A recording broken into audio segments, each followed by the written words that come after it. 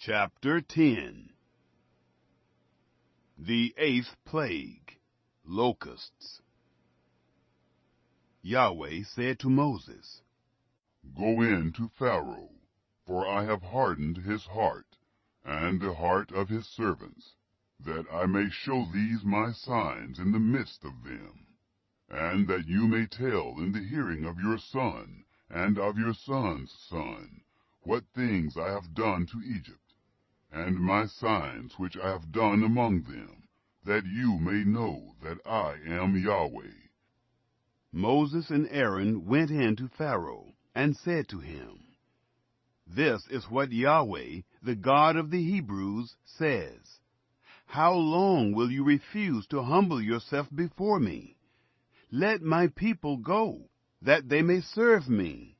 Or else, if you refuse to let my people go, behold, tomorrow I will bring locusts into your country, and they shall cover the surface of the earth, so that one won't be able to see the earth. They shall eat the residue of that which has escaped, which remains to you from the hail, and shall eat every tree which grows for you out of the field. Your houses shall be filled, and the houses of all your servants, and the houses of all the Egyptians, as neither your fathers nor your fathers' fathers have seen, since the day that they were on the earth to this day. He turned and went out from Pharaoh. Pharaoh's servants said to him, How long will this man be a snare to us? Let the men go, that they may serve Yahweh, their God. Don't you yet know that Egypt is destroyed? Moses and Aaron were brought again to Pharaoh, and he said to them, Go, serve Yahweh your God. But who are those who will go? Moses said, We will go with our young and with our old, with our sons and with our daughters, with our flocks and with our herds will we go, for we must hold a feast to Yahweh. He said to them, Yahweh be with you, if I will let you go with your little ones. See, evil is clearly before your faces. Not so. Go now, you who are men, and serve Yahweh, for that is what you desire. They were driven out from Pharaoh's presence. Yahweh said to Moses, Stretch out your hand over the land of Egypt for the locusts, that they may come up on the land of Egypt, and eat every herb of the land, even all that the hail has left.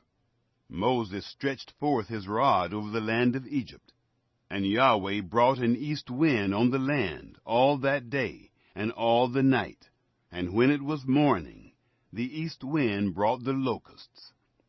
The locusts went up over all the land of Egypt, and rested in all the borders of Egypt. They were very grievous. Before them there were no such locusts as they, neither after them shall be such. For they covered the surface of the whole earth, so that the land was darkened, and they ate every herb of the land, and all the fruit of the trees which the hail had left.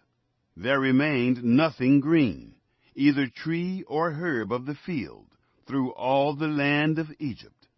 Then Pharaoh called for Moses and Aaron in haste, and he said, I have sinned against Yahweh your God, and against you. Now, therefore, please forgive my sin again, and pray to Yahweh your God, that he may also take away from me this death. He went out from Pharaoh, and prayed to Yahweh.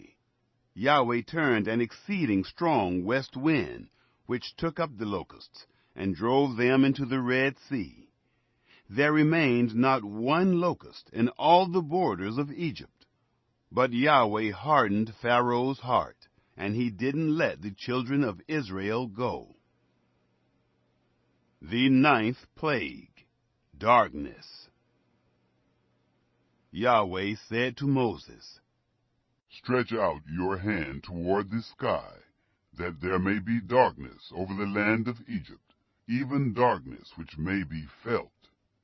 Moses stretched forth his hand toward the sky, and there was a thick darkness in all the land of Egypt 3 days.